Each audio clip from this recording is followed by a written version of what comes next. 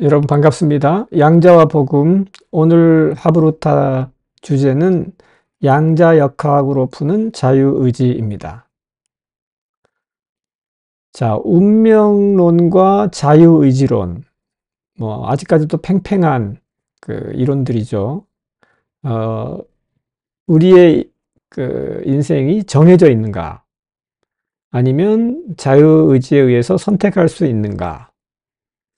재미난 실험을 하나 소개를 하겠습니다. 이것은 자유의지 실험이라고 부르는 그 리벳 박사의 실험인데요. 1980년대 실험이 진행되었습니다. 이제 그림과 같이 이렇게 화면을 이렇게 보고 있다가 어떤 신호가 떨어졌을 때 이제 이게 손을 눌러서 버튼을 눌러서 요 시간을 이제 파동을 기록하는 이런 장치들을 이제 장착을 했습니다. 그래서 머리에는 뇌파를 기록을 하고 이 손의 운동을 기록하는 이런 장치들을 씌웠는데, 자, 그러면 예측이 되는 것은 뭐냐면, 제일 먼저 이제 어떤 그 화면에 딱 신호가 뜨면 버튼을 눌러야지 생각을 하겠죠. 그리고 나면 뇌에서 명령이 떨어지고, 그리고 이제 손가락을 누르는 게 이게 보통 우리가 기대가 되는 그런 순서죠. 근데 이제 실제로 실험을 해보니까 좀 다른 결과가 나왔어요. 먼저 어, 내가 눌러야지라고 생각을 하기 전에 마치 뇌에서 자기가 스스로 손가락을 움직이라고 하는 어떤 신호를 준 것과 같은 이런 신호가 지금 포착이 됐습니다. 그리고 나서 이제 손가락이 눌러졌습니다. 자, 요게 이제 리벳 실험 개요도인데요. 요 그림을 이렇게 보시면, 자, 시계를 관찰을 했습니다. 그리고 버튼을 눌렀어요. 버튼을 눌러야지 이렇게 생각을 먼저 하고 버튼을 눌렀지요. 그리고 이제 요 과정들을 이렇게 그 파동을 기록을 해봤더니 지금 요 시점이 신호를 보고서 버튼을 눌러야지 생각을 한 거예요. 생각을 하고 그리고 나서 버튼을 눌렀습니다. 근데 그 전에 생각을 하기 그 전에 뇌파에 어떤 반응이 있었다는 거예요. 그래서 이게 뭐냐? 이것에 대해서 이제 아주 여러 가지 논증들이 있었습니다. 자, 다시 한번 보시면 그 버튼을 프레스하기 전에 그 전에 먼저 생각이 있겠죠. 그런데 이 생각 이전에 벌써 뭐 1초 상간에 뇌에 어떤 신호가 포착이 된 다음에 생각이 있었고 그리고 행동이 있었다는 거죠. 도대체 이게 뭐냐? 이게 뭘 의미하느냐? 자, 다시 한번 더 보면은 여기에 이제 생각이 있었죠. 그리고 근육을 움직였습니다. 근데 그 전에 이미 뇌에서 어떤 이런 그 생각을 준비시키는 어떤 신호들이 있었다. 이게 준비 전이라고 하죠. 근데 그러면 이게 뭐냐 말이죠. 이게 우리의 의지인데, 우리 생각이 내가 해야 되겠다라고 의지를 발동을 하기 전에 무슨 신호가 있었으니까, 그러면 과연 우리의 의지를 조종하는 뭐 다른 게 있느냐. 그렇다면 우리의 자유의지가 없는 거잖아요. 그래서 이것 때문에 이제 과학자들 간에 해석을 두고 의견이 분분했었습니다. 그래서 지금까지도 이제 정확한 그 대답은 없어요. 그래서 뇌신경 과학자들은 뇌가 우리 자유의지를 제어한다 이런 식으로 해석을 했어요. 그러나 이것은 동의할 수가 없습니다. 왜냐하면 우리의 뇌라고 하는 건 하드웨어예요. 정보를 처리하는 하드웨어에 불과하고 사실 진짜 정보는 외부에서 들어온다는 거죠. 그래서 이 외부에서 들어오는 어떤 신호가 있다. 자, 지금은 이제 이것을 그 양자역학과 연결해 봤을 때 그 어떤 그 우주에 있는 영점장, 디바인 매트릭스, 뭐 우리가 보면 뭐 영적인 세계 이런 외부로부터 그 신호가 들어오는 것이 아니냐, 이렇게 볼 수가 있죠.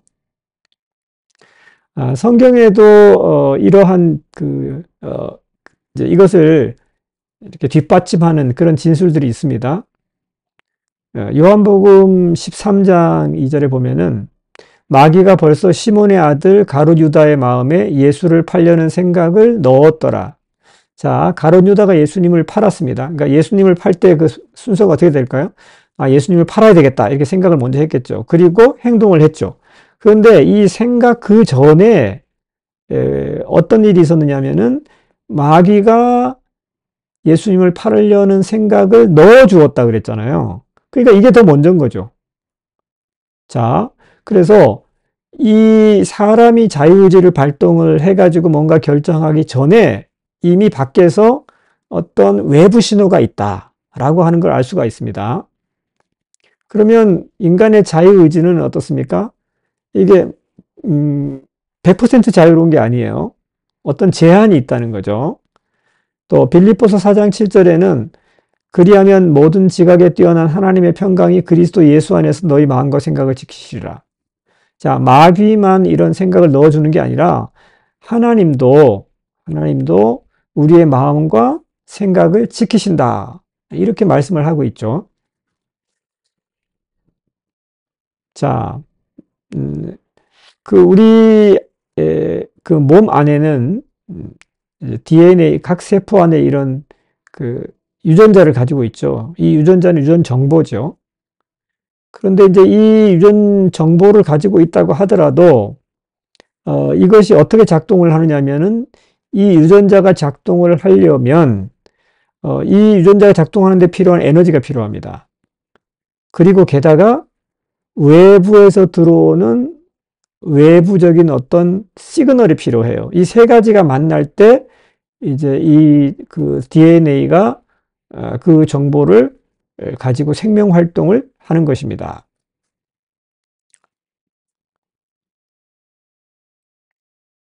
자, 자유의지에 영향을 주는 외부에서 들어오는 어떤 신호가 있다. 네, 이 신호가 이제 초자연적인 신호예요. 성경에서 보면은 마귀로부터 오는 신호도 있고 하나님으로부터 오는 신호도 있죠. 그래서 이 신호를 우리 영을 통해서 받습니다. 우리 영은 바로 이런 그 외부의 초자연적인 신호를 받는 안테나와 같아요. 그래서 이 영을 통해서 이 신호를 받고 그것을 우리 혼을 통해서 생각하고 판단하고 선택을 하는 거예요. 그러면 그 선택을 따라서 우리의 몸이 움직이면서 행동이 나오는 것입니다. 이것이 우리가 무슨 결정을 하고 일을 할 때 일어나는 프로세스예요. 그래서 우리는 주로 우리의 의지나 우리의 행동이나 이것은 의식할 수가 있지만 요 외부에서 들어오는 이 그 초자연적인 신호에 대해서는 잘 몰랐던 거죠. 그러나 이 영과 혼과 육이라고 하는 요 인간의 구조를 이해하면 이 영적인 초자연적인 신호를 우리가 감지할 수 있는 것입니다. 그런데 이 초자연적인 이 영적인 신호는 두 갈래가 있는 거죠. 마귀로부터 오는 파동, 이것은 생명을 주는 파동입니다. 생명파. 그런데 하나님으로부터 사망파죠. 사망파. 그런데 또 하나는 하나님으로부터 오는 파동, 이거는 생명을 주는 파동이에요. 자, 이 파동 가운데서 우리가 선택을 하는 것입니다. 다른 예를 한번 들어보겠습니다.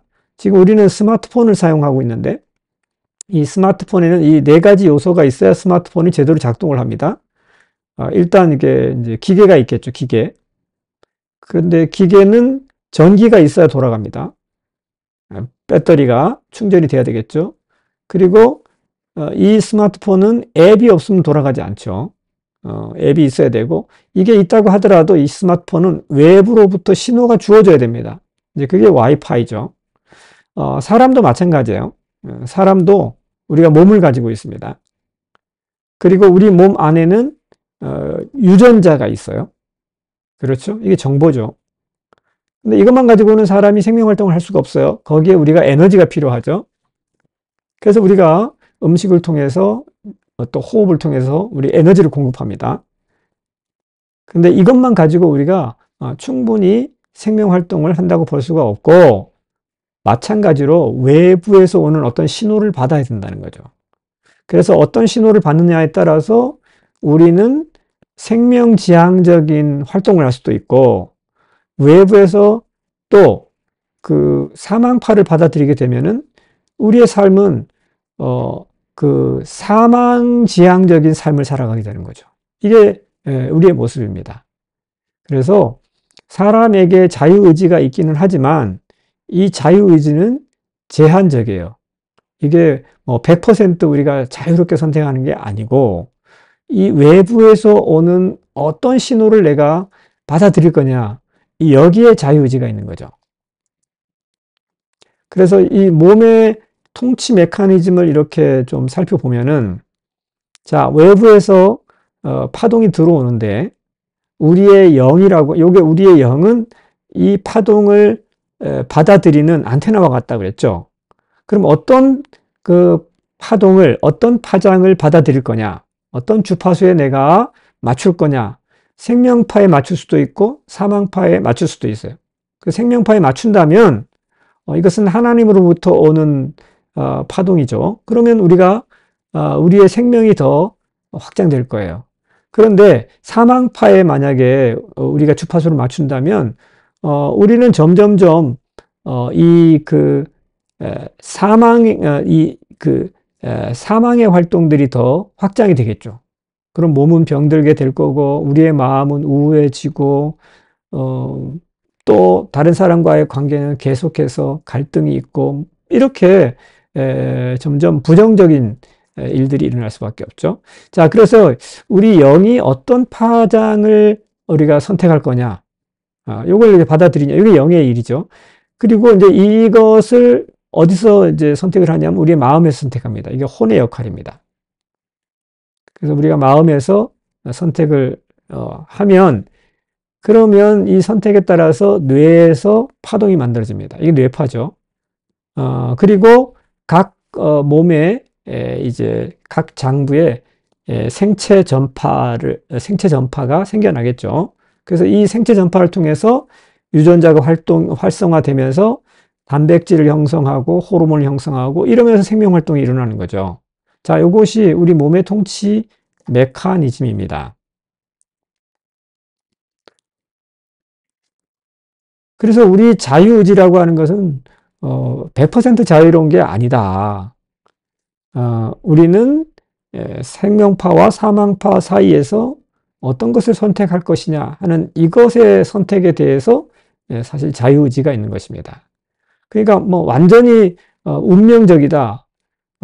운명에 정해졌기 때문에 우리는 아무것도 할 수 없다. 이건 아니에요. 그렇다고 우리가 100% 완전 자유로워 가지고 내가 하고 싶은 대로 다 할 수 있다. 이것도 아닌 거죠. 예. 지금 그 유전학 중에서 전통적인 유전학, 후성 유전학이라는 게 있습니다. 이 전통적인 유전학은 우리 DNA가 이미 유전적으로 가지고 있는 것은 이건 어쩔 수가 없다. 벗어날 수가 없다. 이게 운명적이에요. 예. 그런데 최근에 발견된 그 유전학은 후성 유전학입니다. 설사 우리 그 유전자 안에 어떤 질병의 유전자를 가지고 있다고 하더라도 그 영향력이라고 하는 것은 미비하다는 거예요. 그것이 뭐 10%, 20%밖에 안 되고 나머지 80%는 후천적으로 내 생활 습관이라든가 내 생각 습관, 내 운동 습관에 따라서 우리가 이 질병의 유전자를 끌 수도 있고 켤 수도 있다. 이것을 후성 유전학이라고 부릅니다. 그러면 더 중요한 게 뭘까요? 나의 선택이죠. 나의 생각이죠. 그래서 로마서 12장 2절에는 너희가 이 세대를 본받지 말고 오직 마음을 새롭게 함으로 변화를 받아라. 그러니까 마음을 새롭게 함으로 그렇게 말하고 있잖아요. 그래서 하나님의 선하시고 기뻐하시고 온전하신 파동을 분별하고 받아들여라. 이렇게 말하고 있는 것입니다. 그래서 우리가 우리의 어떤 질병의 문제도 마찬가지죠. 몸에 나타나는 어떤 증상들이 자꾸 초점을 맞추는 것이 아니라 제일 먼저 우리가 마음을 새롭게 해서 그 생명파를 자꾸 받아들여야 그래야 이 생명의 파동이 우리 안에 들어와서 이것이 우리의 몸을 건강하게 하고 질병을 쫓아내고 우리가 건강한 생활을 할 수가 있는 것입니다. 자, 그래서 우리의 자유의지 이것은 중요하죠. 예. 하지만 이 초자연적인 외부 신호에 의해서 이것이 영향을 받기 때문에 우리가 이 자유의지를 잘 사용해야 된다. 그리고 이 자유의지를 계속해서 이 하나님의 말씀을 가지고 새롭게 되도록 우리가 변화시켜야 된다. 이것이 오늘의 이제 결론이 되겠습니다. 자, 우리 다음 시간에는 또 다른 재미난 주제를 가지고 또 함께 나누도록 하겠습니다. 네, 감사합니다.